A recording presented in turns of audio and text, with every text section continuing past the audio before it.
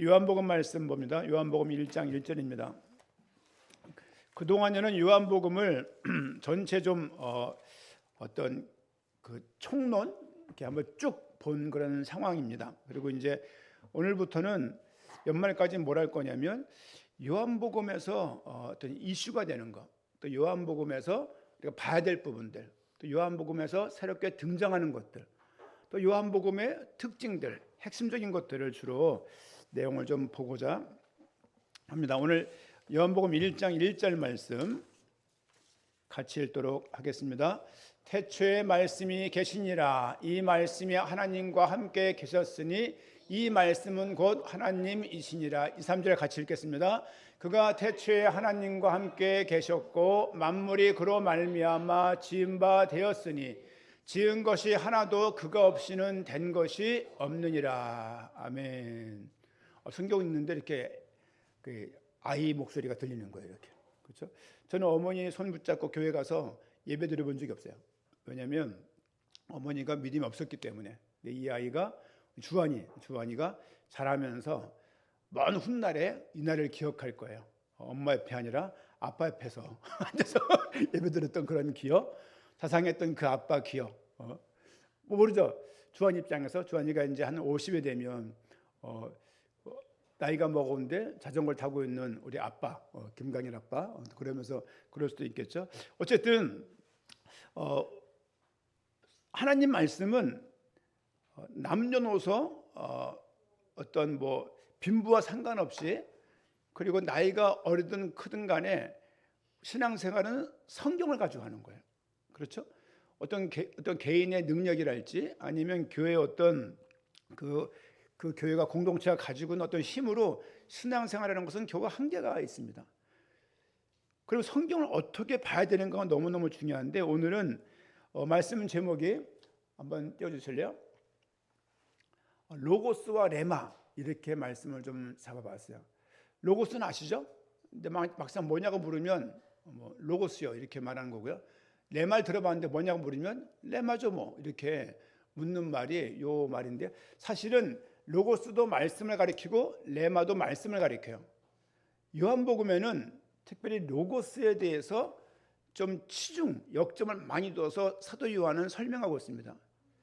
여러분, 두 단어가 어떻게 다를까? 예를 들면 이번 고등학교 교육 제도, 무슨 입시 제도, 이 부활과 교회에서 말하는 부활과는 어떤 차이가 있나요? 같은 말이에요. 같은 말인데 다르잖아요. 그렇죠? 이해 가시죠? 무슨 말인지. 같은 말, 교육제도 부활은 어떤 입시를 포기했다가 다시 제도를 새롭게 시행한다는 얘기고, 우리가 믿고 알고 있는 부활의 의미는 죽은 그리스도가 다시 살아났다는 의미예요. 1차적인 의미. 2차적인 의미는 그 부활이 나와 상관이 있다는 것이죠. 그러니까 같은 단어지만 의미가 다르다고요. 이게 가시죠? 무슨 말씀인지. 성경은 그래서 교회 성경을 보거나 교회 생활할 때 사실은 아직 교회를 나왔다고 말하지만 그 입이 아직까지 교회화가 안 되는 사람이 많아요.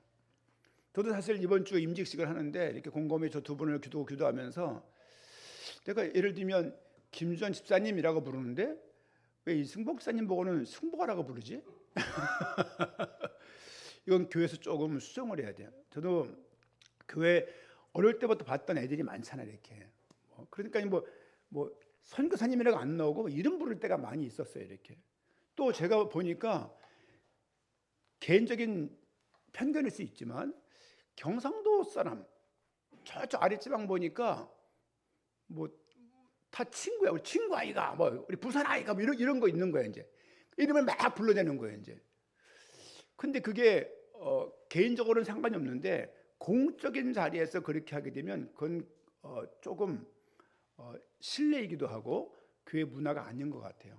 그렇죠? 우리도 마찬가지입니다. 예를 들면 최도원이가 만약에 서리 집사면은 더나 그럴 수 있는데 공적인 자리에서는 최 집사님 이렇게 불러야죠. 예를 들면 승복 집사 향해서도 승복 집사님이라고 불러야 되는 거죠. 이렇게 이 집사님이랄지 이렇게 승복아, 준현아, 이렇게 피리야 이렇게 안 되는 거는 이렇게 이름 부르는 거는 개인적인 자리에서 괜찮은데 막 애들도 막 있고 다 여러 명 있는데 이름을 저쪽에 있는데 막 부르는 거는 제가 전남교에서 많이 봤어요. 전남교도 거의 경상도권의 경상도권과 전라도권이 반반 있는 교회였어요. 그러다 보니까 뭐 그들이 쓰는 어떤 그 말들 뭐 지난번 제가 어렸을 때 그 박 무슨 권사님이 계신데 그분은 전라도 분이셨어요.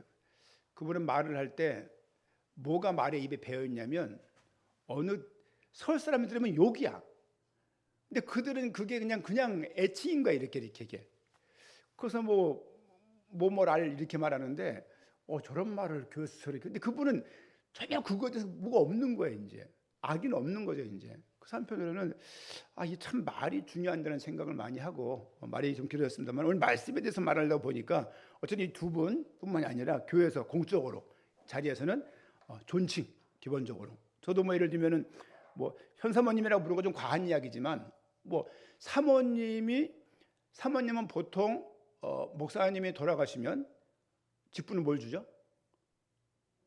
사모는 보통 권사님에 해당해요. 그래서 이렇게 기억나시나요? 어렸을 때 김성애 권사님이라고 누구죠? 담임 목사님 사모님이 이렇게 우리가 그때 권사님이라고 불렀던 것처럼 보통 사모님들은 목사가 유고 시에는 권사님으로 부르기도 하고 그 중요한 거 아닙니다만은 그러니까 우리 모두가 다 조금 청년들도 내 자식의 친구라고 말을 할 수도 있지만 공적인 자리에서는 서로가 교회의 어떤 그 문화에 맞게 존칭을 써주는 것이 교회에 복될 것 같다 그런 생각들도 좀 하게 됩니다. 어쨌든 오늘은 로고스와 레마에 대해서 좀 말씀을 보고 싶은데요. 1절 말씀 보니까 태초에 말씀이 계시니라. 이 말씀은 누굽니까? 이분은 성자 하나님이에요. 성자 하나님의 이름이 예수님이에요. 예수님이 이 땅에서 하신 역할이 그리스도 역할이에요. 예수 그리스도는 예수가 성이고 그리스도가 이름이 아니에요. 이해 가시죠? 예수는 이 땅에 있던 이름, 개인의 이름이고 이 예수님이 성자 하나님이 예수님으로 오신 거야. 근데 예수님이 어떤 역할을 했냐, 어떤 직무를 행했냐라고 말할 때 그는 그리스도의 직무를 행한 거예요. 삼중직이라고 말하지 않습니까? 제사장, 선지자, 왕. 예수님은 중보자로서 세계 직분을 감당하셨다. 그 대표적인 말이 그리스도라고 말을 합니다. 어쨌든 지금 요한은요, 지금 뭘 말하고 있냐면 그 당시에 뭐 헬라 철학이라고 말을 하게 되면 헬라 철학 당시에 어떤 게 있었냐면 우주를 질서 있게 하는 어떤 원리가 있대요. 원리. 뭐 플라톤이 말했던 뭐 이데아 뭐 이런 것처럼 그 당시 헬라 철학 교회 바깥에 그 어떤 이방 그 유대인들과 그 신앙과 늘 대치되는 하나의 큰 문화가 있었는데 지금도 그렇지 않습니까? 민주주의, 뭐 사회주의, 뭐 공산주의. 사실은 제가 쿠바를 가봤어요. 쿠바가 공산주의라는 것을 들어가면 못 느껴요. 중국은 조금 느껴요. 왜냐하면 도청을 해. 도청하는 걸 느껴. 그래서 중요한 얘기들은 운동장에서 조깅하면서 대화를 했어. 조깅하면서 이렇게. 그래서 예배를 드리는데 중요한 그 당시엔 팀 사역을 할 때 말할 수가 없는 거야. 그러니까 사람이 누가 누구인지 모르는 거예요. 그러니까 조깅하면서 이렇게 애들하고 저 중요한 얘기를 하는 거야. 예수님이 말이야. 이 그리스도신데 이렇게 얘기했던 적도 사실은 있습니다. 그리고 예를 들면 제가 볼리비아 가봤어요. 볼리비아도 사회주의예요. 근데 못 느끼겠어요. 미국 가봤습니다. 미국은 자유주의죠. 아주 자유롭고 너무 땅 넓어 사람이 잘 볼 수 없다는 게 흠이었지만 어쨌든 그런 거 어떤 그 이데올로기가 있는 것처럼 그 당시에 헬라 철학 그 당시에는 우주를 질서 있게 운영하는 있게 하는 어떤 원리가 있다. 그 원리를 말할 때 로고스라고 말했어요. 로고스. 그러니까 이게 일반 명칭이에요. 부활이라는 명칭이 막 쓰잖아요.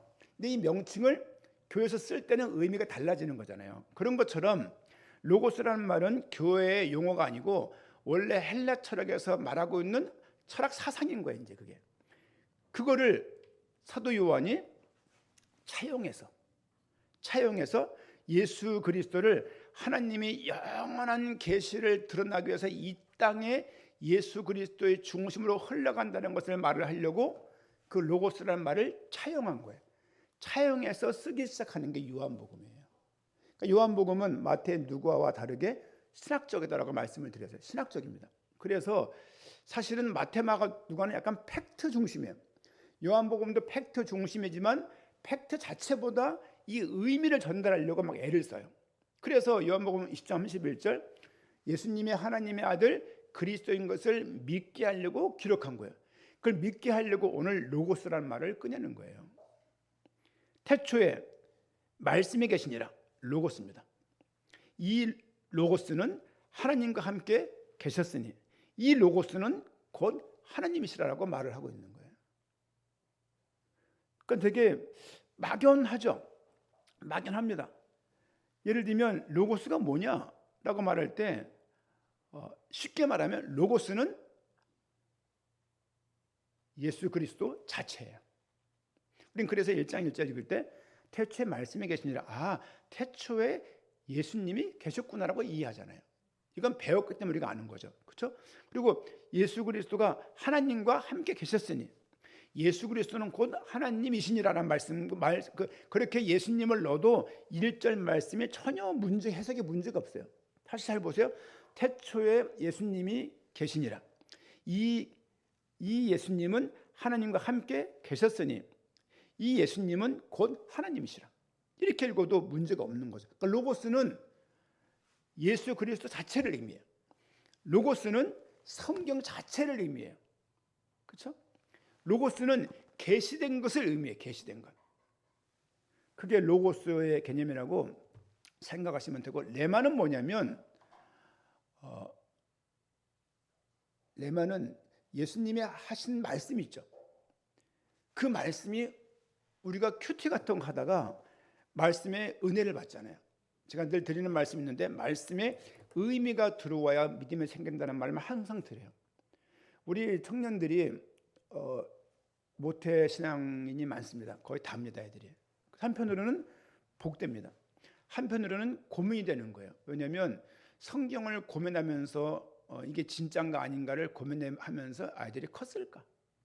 엄마 아빠에 의해서 보호에 의해서 여러 가지 헌금도 지어주고 이런저런 거 엄마 아빠의 소개로 이렇게 저렇게 역할도 해보고 하면서 컸던 아이들이기 때문에 성경을 내가 한번 직접적으로 읽어보려고 애를 썼을까?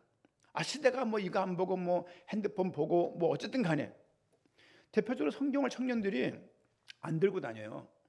사실 저는 그거 굉장히 거슬려요. 사실은 앞으로 교육을 할 거지만 성경을 우리 어른들은 이거 아시죠? 이렇게 딱 왼쪽에 김영식, 어렸을 때 김영식 모교 목사님이 딱 끼고 두루마기 딱 입고 다닐 때 되게 되게 뭐랄까 큰 위안이 됐어요. 위안이 그 자체만으로도 어린 저에게는 그분의 어떤 권위, 그분의 어떤 넘을 수 없는 그런 넘사벽 그런 느낌이 있어갖고 늘 그분이 영적인 보호자라는 생각들 많이 했어요. 어쨌든 간에 성경을 우리 어른들이 성경을 좀 이렇게 들면 좋겠어요. 왜냐하면 본 것을 아이들이 합니다. 본 것을. 그렇죠? 여러분이 핸드폰 보고 성경 보기 시대가 바뀌었으니 가능해요. 근데 이건 보조적인 수단이지. 여러분 핸드폰을 통해서 전체를 66권을 못 읽어요. 종이를 넘기면서 읽으면 모를까? 핸드폰을 통해서 성경을 일독을 했다. 글쎄요. 잘 모르겠어요. 듣는 거 말고 우리가 좀 통독하는 거 듣는 거 말고 내가 읽는 거. 이러면 읽으면요. 뇌 구조가 바뀌어요. 뭐 그런 거 많잖아요. 핸드폰 볼 때와 책 독서할 때 뇌 구조가 달라지거든요. 그게 내가 핸드폰 보게 되면 되게 빠른 화면 때문에 뇌 구조가 발달이 덜 되는 성경을 읽기 시작하면요. 이 의미를 물으면서 묵상하며 생각하기 때문에 독서가 주는 큰 혜택이죠. 어쨌든 로고스는 예수 그리스도를 의미하고 성경 자체를 의미한다. 이 내용은 이 계시된 말씀, 그렇죠? 그 전부 다 로고스를 의미해요. 그러니까 내 말은 뭐냐? 이 말씀을 설교 말씀을 들으면서 아멘 맞다. 그게 레마예요. 우리는 로고스에 기초하지만 신앙생활은 레마로 하는 거예요. 말씀을 들을 때 맞다. 내가 너무 고민되고 힘든 상황이 있는데 이 말씀을 들으면서 그 말씀이 나에게 이렇게 동감이 되고 마음에 말씀이 담기는 것이에요. 이렇게 그 말씀을 레마라고 말을 합니다. 쉽게 말하면 냉장고에 온갖 재료가 다 있어요. 두부, 콩나물, 된장, 고추, 멸치 다 있잖아요. 이게 로고스예요. 이게 로고스. 이거를 다 모아가지고 된장국을 끓여서 딱 먹을 때 야 맛있네, 이게 레마예요. 이해 가시나요?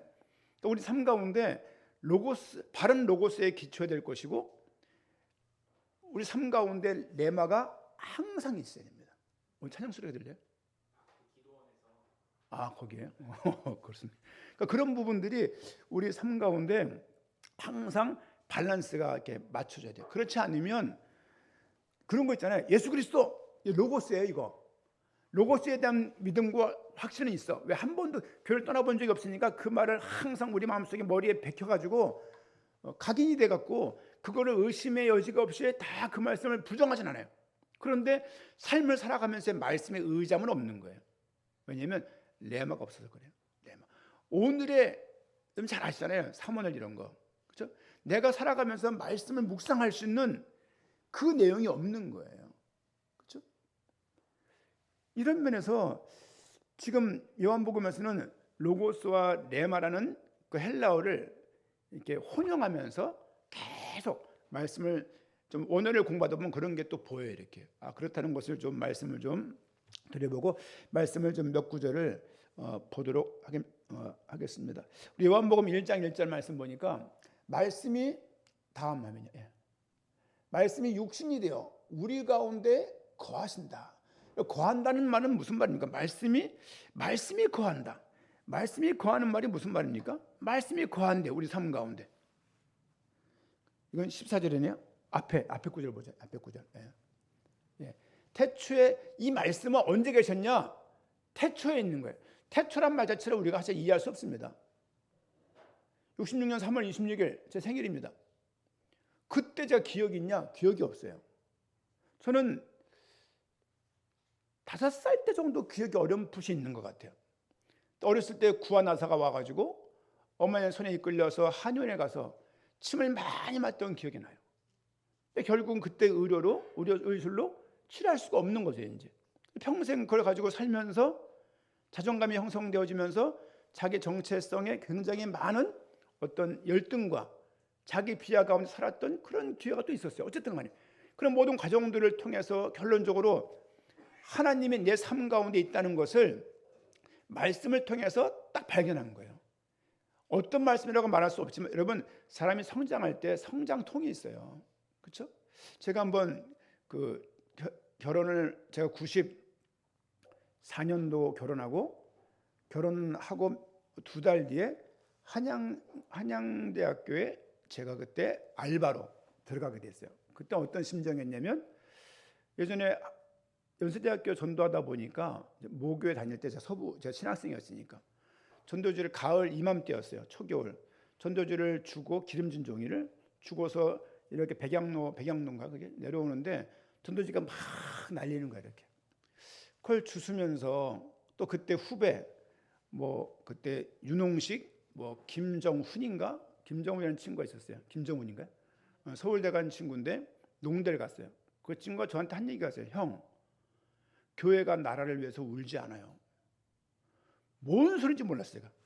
가서 이제 운동권 여기 이제 본인이 자기가 대학생으로서 의식이 생기면서 나라의 실체를 보게 된 거야. 나라 정치가 썩었다는 걸 보고서 근데 교회가 왜 침묵하냐 이거야. 왜 기도만 하냐 이거야.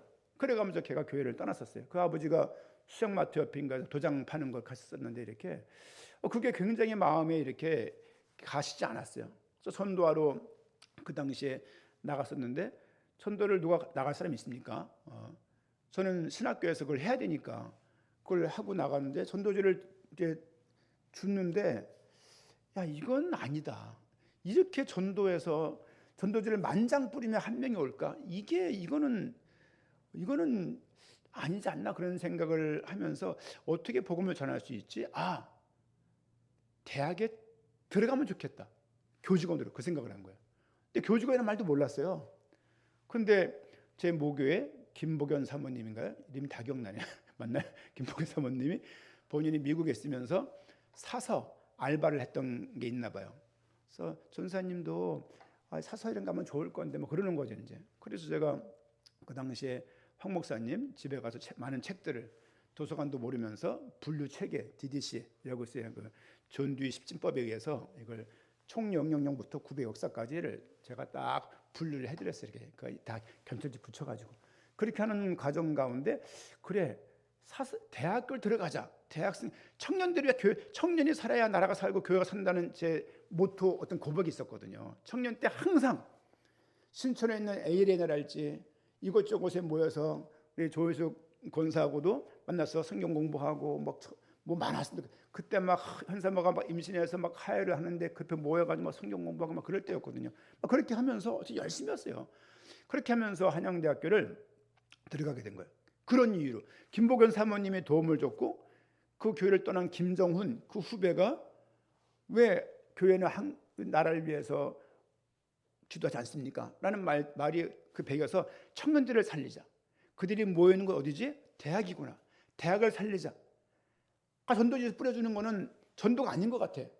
그럼 호랑이 잡으려면 호랑이굴 들어가자. 라는 그런 어떤 확신이 와가지고 어떻게 들어갈 수 있지 하다가 성균관대학교 계명대학교에 사서교육원이 있다는 것을 알게 된 거예요. 김복연 사모님이 소개시켜준 거예요. 본인이 가려고 했으니까. 그러다 거길 들어가서 준사서가 되고 대학원 나면서 뭐 하면서 1급 정사서가 돼가지고 21년 반을 이렇게 일을 하게 된 거죠.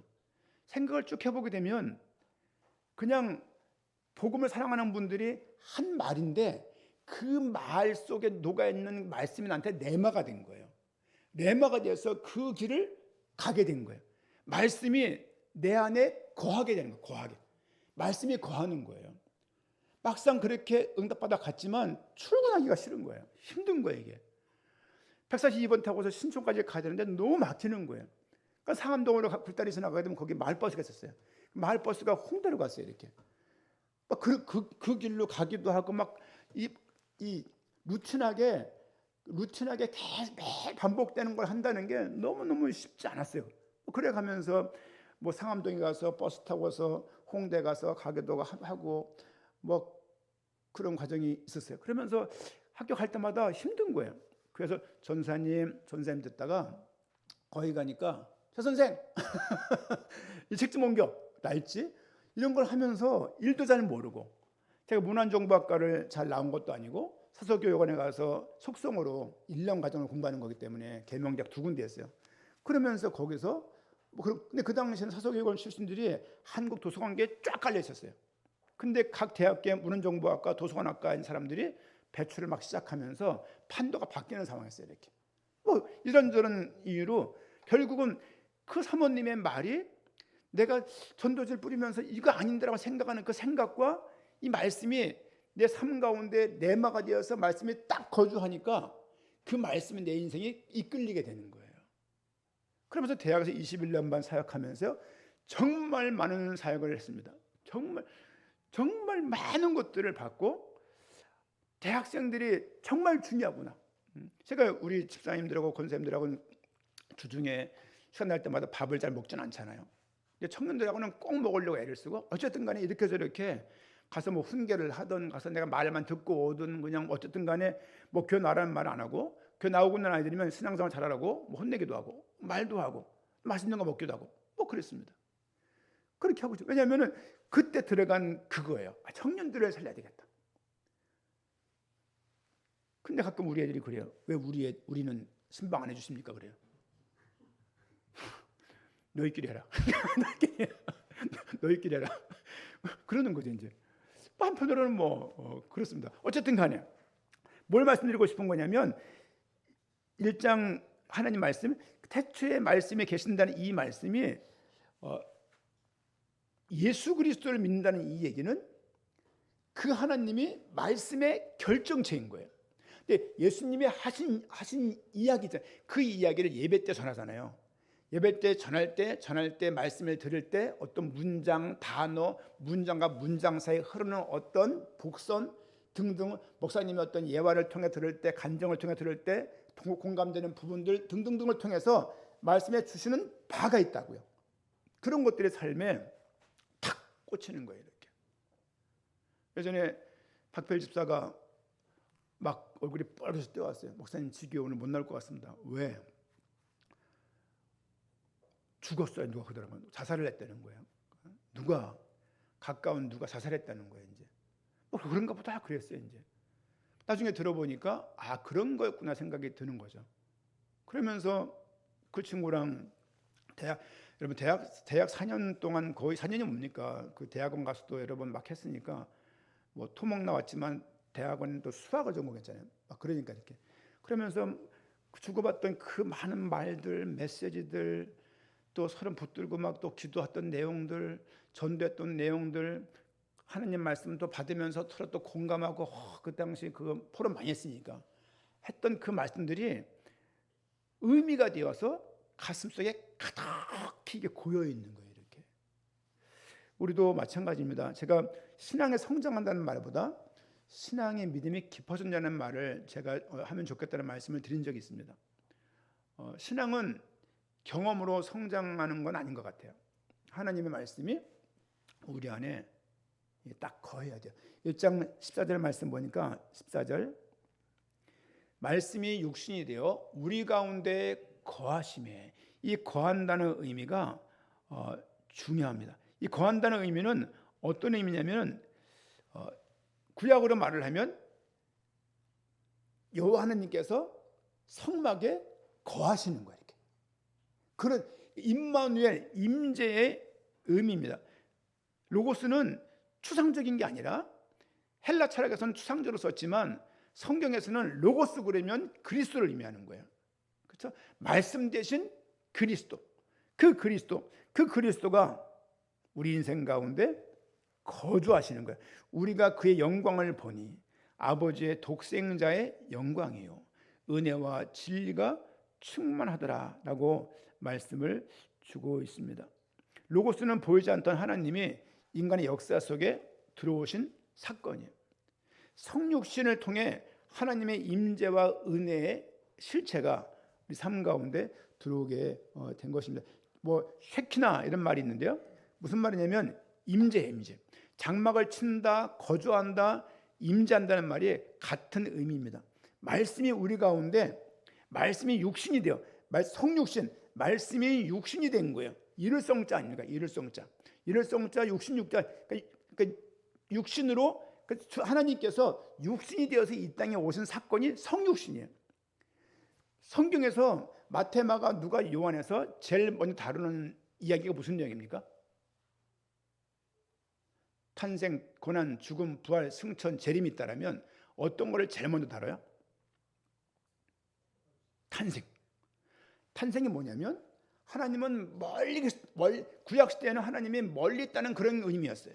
그리고 성전에 좀 가봐야 하나님의 임재를 알 수 있는 그런 문화였단 말이에요. 근데 그분이 이 땅에 육신이 되어서 오신 거예요. 이것을 로고스라 그래요. 하나님은 예수 그리스도를 통해서 모든 구원을 이루시고 하나님의 모든 섭리와 신적 작정과 큰 계획을 예수 그리스도를 통해서 이루시고 완성하신 거라고 우리가 알고 있지 않습니까? 히브리서 4장 12절 말씀 보니까 히브리서 4장 12절 좀 넘어가 보시죠. 히브리서 4장 12절 말씀 보니까 하나님의 말씀은 살아있고, 보세요. 하나님 말씀 살아있다는 이 이야기는 설겠다는 그런 말씀을 의미하는 것도 있지만 더 정확한 의미는 로고스예요. 하나님의 말씀, 그러니까 예수 그리스도는 살아있고라고 이해할 수도 있습니다. 활력이 있어 좌우에 날선 어떤 검보다 예리하여 혼과 영과 및 관절과 골수를 찔러 쪼개기까지 하며 또 마음의 생각과 뜻을 판단하나니. 지금 읽었던 요한복음 1장 1절, 요한복음 1장 14절, 히브리서 4장 12절에 뭘 말하냐면 로고스를 의미해요. 로고스. 그렇죠? 단순한 기록이 아니라 살아있는 하나님의 말씀이에요. 살아있는 하나님의 말씀이 전달되어서 내게 들어와서 내재화되고 이 말씀이 나를 이끌고 나에게 감동을 주고 나에게 은혜가 주는 그것을 레마라고 말을 합니다. 인간의 중심을 꿰뚫는 하나님 판단이자 그 말씀이 생명이고 말씀이 심판의 도구이면서 말씀이 우리 죄를 잘라내는 칼과 같은 거예요. 그렇죠? 찔러 쪼개기까지 한다는 말씀이 있지 않습니까? 로고스는 결국 성경 말씀을 의미하고 인카네이션 그래요. 육신이 된 거, 성육신, 예수 그리스도를 의미하고 성경 자체를 의미하고 또 뭘 말할까요? 하나님께서 이 땅에 자신의 계획을 보이는 방식이 로고스예요. 어렵습니다만 두 번째는 레마에 대해서 말씀을 좀 보고자 합니다. 레마, 아까 말씀을 좀 드렸습니다만 레마는 뭐냐면 의미는 지금은 주어지는 하나님의 말씀, 현재적으로 역사하시는 이 말씀은 이미 주어진 거잖아요. 이게 로고스라고요. 로고스는 이미 주어진 것, 레마는 지금 나에게 주어지는 것.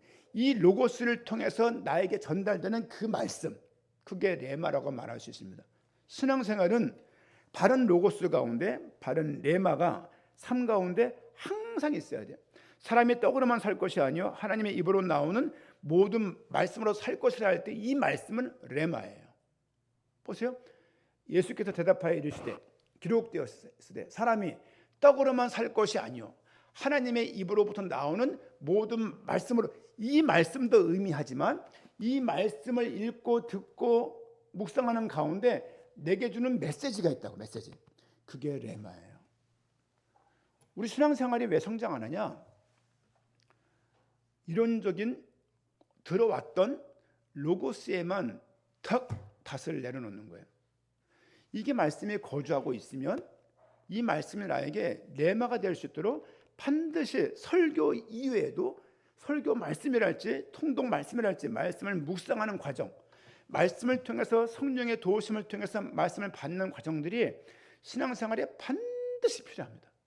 그게 없으면 신앙은 자라지 않습니다. 10년이 지나도 직분이 바뀔지 모르겠지만 신앙은 안 자라요. 그래서 교회가 나중에 4분의 1 되는 이유가 거기에 있습니다. 중직자 교회가 아무리 시켜보십시오. 갈등이 없어지나. 그런 생각을 했어요.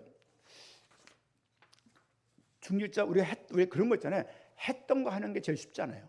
했던 거 하는 게.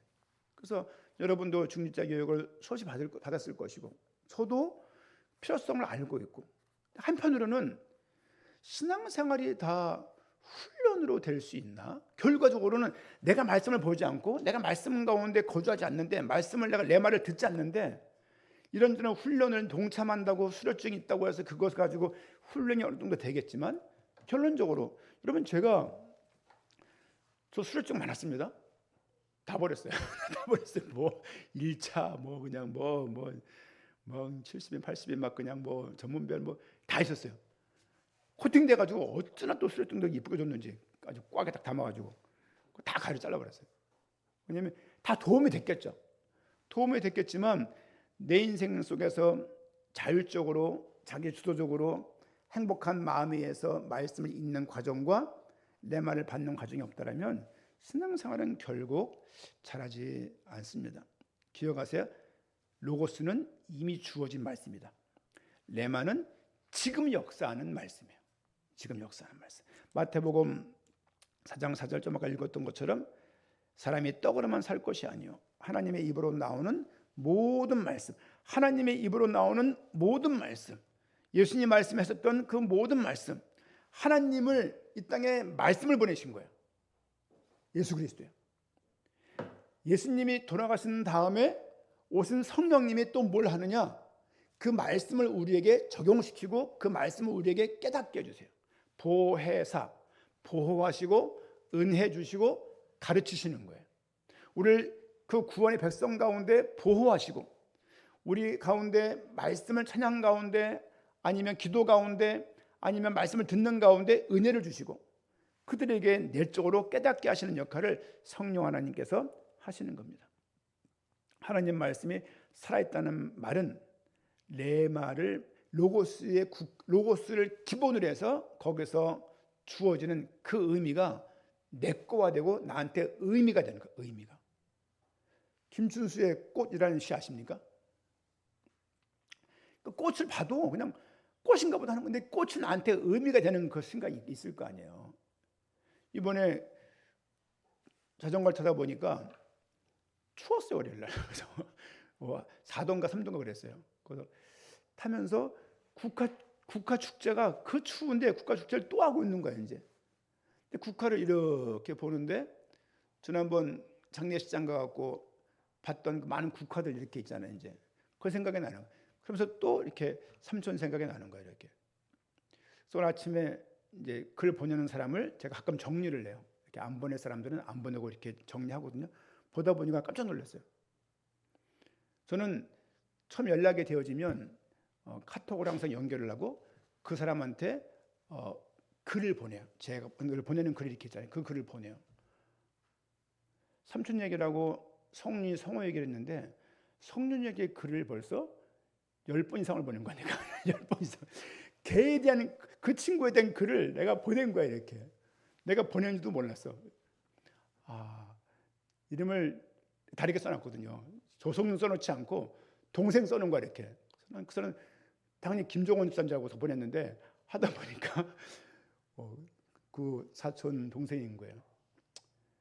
거기에 사촌을 만났는데 연락이 올지 모르겠다, 그런 글도 있었고, 아버지가 돌아가실 때 과정에 글도 있었는데 이 친구한테 연락도 없는데 내가 너무 무리하게 괜히 또 푸시한다고 느끼지 않는 생각이 들어서 그런 거예요. 어쨌든 간에 그런 거죠. 그러니까 중요한 건 뭐냐면 이 말씀이 우리 여러분, 말씀은요 귀로 듣는 게 아니에요. 말씀은 사실은 마음으로 받는 거거든요, 사실상은요. 우리 수요일에 나오시는 분들은 그래도 교회 어른들인데, 교회 중요한 분들인데, 이 말씀을, 로고스에 기초한 말씀을 목회자가 전할 때 여러분들은 각각의 레마로 받을 수 있어야 돼요. 제가 말씀 대언했던 내용은 A이지만 여러분이 B를 받을 수도 있고 C를 받을 수도 있어요. 상관없습니다. 성령 하나님께서 이 과정에 역사하시고 이끄신다는 것을 여러분이 믿으셔야 돼요. 교육이 필요합니다. 초등학생한테 레마를 요구하기는 어려워요. 걔들한테는 마태가 누군지, 마태는 직업이 세리였고 누가는 의사였고 이런 걸 가르쳐서 시작하지만 결과적으로 우리한테는 그것이 필요한 것이 아니고 삶을 살아가면서 많은 문제, 넘어야 될 많은 것들을 이겨낼 수 있을 만큼의 우리에게 힘이 필요한데, 여러분 우울증 환자 보고 힘내, 힘 납니까? 화이팅해, 좋은 거 먹고 햇살 많이 쐬고, 절대 못해요. 그렇죠? 결국은 살아갈 힘이 나야 살 수 있는 거지, 힘을 낼 수가 없다고. 이제 예를 들면 조금 몸만 아파도 이렇게 저렇게 마음이 무너지는 사람들이 얼마나 많습니까? 우리 어머니도 이제 거의 매일 가다시피 잠깐이라도 가서 이렇게 봬요. 허리 많이 나은 것 같아요. 근데 갑자기 또 폐에 물이 있대. 이건 또 제가 삼촌에게 들은 얘기가 있어요. 삼촌, 외할아버지가 왜 돌아가셨어요? 뇌졸중 중풍 알았잖아. 근데 중풍 돌아가신 거야? 아니, 심장마비지, 그러는 거예요. 그 순간에 뭐가 와지직 느낌이 드는 거야. 외할아버지의 심장마비, 삼촌의 가슴에 손을 얹고 있었고, 그리고 어머니 심장이 또 안 좋으시대요. 이게 유전이라는 게 이게 참 무서운 거구나 생각이 또 드는 거예요. 그러면서 어머니가 숨을 차대요. 그래서 저도 그런 생각이 드는 거예요. 자전거 타고 언덕 올라갈 때 숨 차던데, 이 생각이 드는 거예요. 당연히 숨 차지. 근데 그 생각까지 들면서 나도 숨 차던데 이것도 문제인가? 생각이 막 드는 거예요. 생각이 잡히는 거죠, 이렇게. 여러분, 우리 삶 가운데 로고스란 말씀을 근거해서 레마, 그 말씀이 항상 우리 삶 가운데 있어야 된다. 이것이 없으면요 못 이겨내요. 삶 가운데 있는 많은 문제들을 이겨낼 수가 없어요. 청년들이 이거를 안다고 이걸 딱 이 의미가, 아빠가 말을 한다고 들어가 있습니까? 목사가 말한다고 들어가 있습니까? 왜냐하면 내 직장 형편 알아야라고 말하면 무슨 말을 할 거예요? 예를 들면 도원이가 가서 큰 기름 솥 앞에서 뭘 튀길 건데, 그렇죠? 사람도 몇 명 넣을 만큼의 큰 솥일 건데, 예를 들면은, 그렇죠? 그리고 모르겠습니다만은 500~600명이 뭘 먹을 때 작은 냄비 하겠습니까? 그렇죠? 그럼 그 얼마나 위험하고 생각해 보세요. 거기서 막 그 가스하게 되면 그 가스에 폐가 나빠질 건데 이 생각이 드는 거예요. 저 폐가 나빠질 건데 저는 폐 나빠진 걸 고민도 한 번도 안 해봤어요. 그러면서 삼촌을 보면서 동원이 저거 폐 나빠질 건데 주부들도 보통 폐 많이 나빠지거든요. 가스 앞에서 많이 서 있으니까 이게 담배를 펴서가 아니라 뭐 공기 나빠서가 아니라 그 가스 앞에 서서 늘 주사를 하면은 폐가 나빠질 수밖에 없잖아요. 누가 집에서 마스크 갑니까? 그냥 하지. 뭐 그러다 보면은 질병이 탁 오는 거죠 이제. 그러니까 그런저런 생각들이 들면서 걱정이 되는 거죠 이렇게 한편으로는. 뭐 예를 들면 뭐 비치가 뭐 내일 쉬는 날인데 맞나요? 그래서 막 계속 뭐 새벽에도 나가고 막 지난주는 목금도 시간 보니까 목금도 쉬었더라고 보니까 푹 쉬었겠다 싶으면서도 어쨌든 간에 끝나고 나면은 1시간씩 더 일을 한대. 왜요? 아직 신참을 잘 모르는 거야 이제 막 그런 거를. 그래서 하면서 얼마나 힘들까. 근데 그런 과정이 없다라면 이상한 거 아닙니까? 당연히 힘들어야지. 당연히 성장통이 반드시 있어야지. 여러분 키 크느라고 무릎 아파본 적 있나요? 있으세요? 전 없었어요. 그래서 별로 안 자랐나 봐요. 여긴 다 성장통이 없는 분들이 많은 것 같은데 보통 키 큰 사람들은 허리 아파 성장통이 있다고 하더라고. 무릎이 아프다 그러는데 전 무릎이 별로 아파본 적이 없어요. 약간 오다리에서 아픈 적이 있지. 그거 외에는 뭐.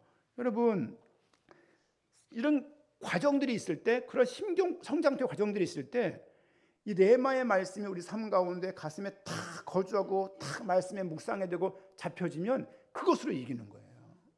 기도를 많이 해서 이기는 게 아니고 누가 중보보다 많이 해서 이기는 게 아니고 본인 인생 가운데 말씀이 딱 들어가야 되는 거예요.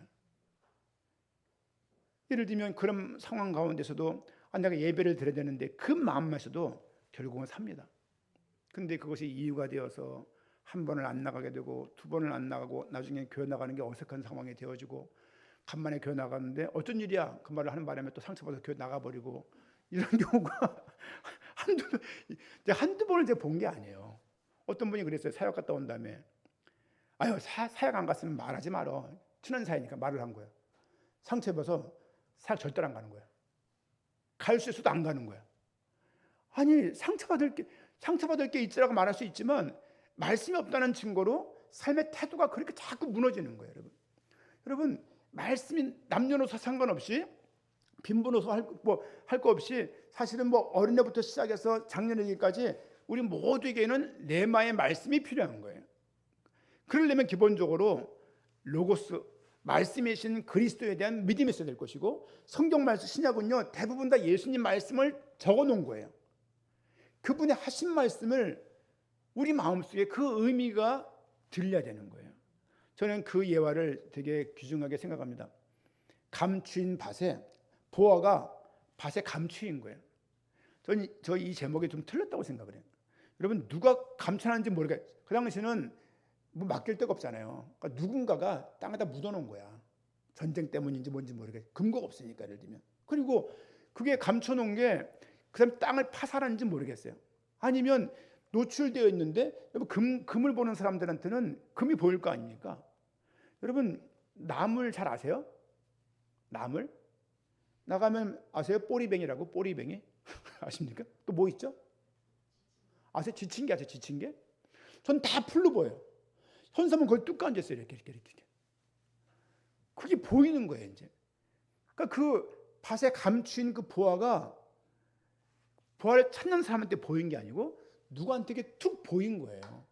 보려고 노력한 게 아니라 그게 그냥 보인 거라고. 근데 그거를 가치를 발견하고 돌아가서 자기 모든 소유를 팔아서 밭을 사는 거예요. 이거는 약삭빠르다는 그런 의미가 아니고 그 가치가 보이니까 자기 모든 걸 이렇게 들여서 팔아서 살 수 있다는 것이죠.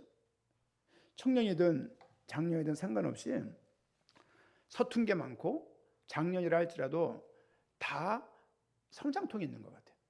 그 가운데 많은 방법이 있고 많은 과정이 있겠지만 하나님 허락하신 것이 맞고 하나님 살아계신 것이 맞다라면 말씀을 하나 우리 인생 가운데 주중의 말씀을 제가 항상 말씀 잡아라 마라 드리지는 않지만 기본 여러분 개인적으로 알아서 할 부분이죠. 이걸 가지고 막 또 훈련을 시키고 그래 보십니다. 그 말씀을 딱 가슴속에 담고 보세요. 임장로님 말씀 요약돼 주잖아요. 그 AI 내가 보면서도 이야 어떻게 이게 내 의중을 알았지? 기가 막혀 그냥. 그리고 뭐 10몇 분짜리도 있고 1분짜리도 이렇게 있지 않습니까? 너무 좋은 시대예요. 제가 그걸 들으면서도 난 이거 방향 잡으려고 애를 쓰다가 방향을 잡은 건데 얘는 단번에 그걸 요약해 버리는 거야. 그거 얼마나 허무한지. 한편으로는 목회자는 그런 과정이 필요해. 말씀을 보고 막 성장 이 진통이 필요해요. 이거 어떻게 전해야 될까? 이 본문은 어떤 거 할까? 필요한 연관 구절은 뭐가 있을까? 등등등을. 물론 옛날에는 막 그걸 찾았어요. 이렇게 처음에는 성구 대사전을 봤어요. 그다음 그 이후에는 뭐 홀리바이블 성경 그 프로그램을 봤어요. 지금은 AI를 이용하는 거예요. 관련된 성경 구절 뭐가 있어? 묻고서 이게 왜 관련된 구절이야? 이거 아닌 것 같은데 묻기도 하고. 그리고 이 관련된 구절 논문이 있다라면 논문에서 주요 차용한 인용한 구절들이 뭐야? 보면서 어떻게 하면 적합한 성경 구절 찾으려고 애를 막 써요 이제. 그러다가 또 읽어보고 실제 주석을 보기도 하고 이제 하면서 한 구절 딱 정하는 거예요 이제. 그냥 누워서 막 수박 먹으면서 막 그렇게 했겠습니까? 예? 누워서 무슨 뭐 다른 거 보면서 이렇게 했겠습니까? 그런 과정들을 통해서 전달한 말씀 아닙니까? 여러분들도 말씀 받는 입장에서 그런 말씀을 내게 무슨 말씀하시를 딱 붙잡고서 그 제목이든 말씀을 한 말씀이 아니라 하더라도 그 말씀의 어떤 느낌이라도 그걸 딱 잡고서 그걸 붙잡고서 기도할 수 있다라면 그 말씀이 레마로 우리에게 다가온 거라고 말씀을 드릴 수 있습니다. 우리 요한복음 6장 63절입니다. 요한복음 6장 63절. 6장 63절 같이 읽겠습니다. 살리는 것은 영이니 육은 무익하니라. 내가 너희에게 이른 말은 영이요 생명이라. 그렇죠? 너무 귀한 말이죠. 살리는 것은 영이니 육은 무익하니라. 내가 너희에게 이른 말. 이게 이른 말씀이에요. 레마예요, 레마. 오늘 보면 레마라고 표현되어 있는 것을 볼 수 있습니다. 단순한 말씀은 단순한 교훈이 아니고 성령의 능력으로 역사하시는 생명의 말입니다. 레마는 듣는 자 안에서 믿음과 생명을 일으키는 말씀의 어떤 사건이에요. 말씀이 로고스가 객관적인 진리라면 레마는 주관적인 체험의 말씀입니다. 그렇죠? 말씀이 우리에게 들려지고 말씀이 우리에게 영혼을 살리고 말씀에 의해서 우리 생명이 더 힘있게 박진감 있게 살아갈 수 있는 그 의미가 로고스의 그 말씀이 레마로 다가올 때 그런 믿음의 태도가 가능합니다. 로마서 10장 17절 말씀 마지막으로 보겠습니다. 로마서 10장 17절 말씀. 많이 들었던 말씀인데요. 로마서 10장 17절 말씀 같이 읽겠습니다. 그러므로 믿음은 들음에서 나며 들음은 그리스도의 말씀으로 말미암았느니라. 아멘. 이 말씀이 레마요. 그리스도가 말씀하신 그 말씀이 나에게 들려질 때, 그렇죠? 회개라 천국에 가까웠다. 이 말씀, 이런 관계된 말씀만 전할 것이 아니라 회개라 천국이 가까웠다는 말씀도 전했고 수많은 말씀을 증거했지만 산상수훈도 말씀을 증언하지 않았습니까? 말씀을 들을 때, 그렇죠? 그 어떤 말씀이냐? 그리스도와 관련된 말씀이에요. 그리스도와 관련 예수님 했던 그 말씀들, 그 말씀이 인생 가운데 들어오고 답이 되고 실제화가 됐을 때 믿음은 깊어지게 되어 있습니다. 말씀을 좀 정리하겠습니다. 로고스는 하나님의 말씀이 된 사건을 의미하고 하나님의 계시물, 이미 주어진 말씀, 그리스도가 로고스예요. 이 자체가. 이 말씀을 통해서 우리에게 나에게 들려지는 그 말씀, 그게 레마라고 말할 수 있어요. 레마가 들려진 말씀의 레마로 들려지는 그 사람이 믿음이 깊어지고 하나님의 은혜 가운데 잡히게 되었어요. 그렇죠? 우리 교회 성도님들은, 청년들은 로고스에 대한 말씀들은 뭐 다 숙주가 된 것 같아요. 이 말씀들이 내 거가 안 돼, 내 거가. 그렇죠? 위급할 때 말씀을 못 잡아. 왜? 성경을 넘긴 적이 없거든요. 핸드폰으로 봤지. 핸드폰 탓이겠습니까? 많은. 어쨌든 간에. 로고스는 태초부터 계신 말씀이고 레마는 오늘 내 마음에 들려오는 말씀입니다. 그렇죠? 로고스는 하나님이 이미 주신 말씀이고 레마는 지금 나에게 성령께서 깨닫게 하시는 거예요. 제가 예전에 전도 막 한참 할 때 그런 게 있었어요. 그 라스트 사무라이 아십니까? 영화 라스트 사무라이. 거기 이방인이 서양인이 일본 사무라이 마을에 가서 살게 된 거예요. 이렇게. 그게 아마 톰 크루즈였네. 주인공이 톰 크루즈였던 것 같아요. 그런데 그 사무라이 마을을 이제 해하려고 이제 상대방 팀들이 침입을 한 거죠. 그때 주인공이 칼을 들고 외칩니다. 우리 마을 우리가 지킨다. 그럴 때 톰 크루즈도 같이 막 싸우는 거예요. 이렇게. 그 말, 우리 마을 우리가 지킨다. 이 말이 가슴을 쳐가지고 그렇지. 내 대학 내가 지켜야지. 이 민족 대한민국 내가 지켜야지. 이게 가슴에 딱 온 거예요. 제가 국무총리입니까? 제가 국무총리예요? 제가 무슨 뭐 국회의원입니까? 아무것도 아닌데 그 말씀 하나 가지고 제가 있는 그 직장이 딱 잡혀지고 전국의 대학에 400개가 안 되는 그 대학교가 다 품어지고 이 나라가 품어지고 전 세계 어디를 가도 괜찮을 만한 돈이 문제가 아닌 거야 이게. 저는요 소비에 대해서 민감한 사람이에요. 말씀드렸지 않습니까? 제가 뭐 골프를 위해서가 아니라 문화비는 10%라고 잡고 있는데 제 생활에서는 할 수 있는 게 아닌 거죠. 예를 들면.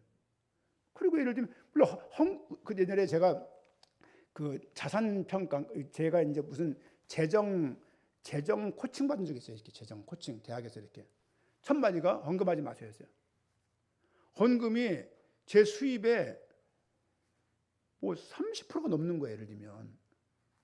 왜냐면 뭐 수입이 작기도 했지만 왜냐면 무슨 뭐 이런 저런 거에 많이 썼죠.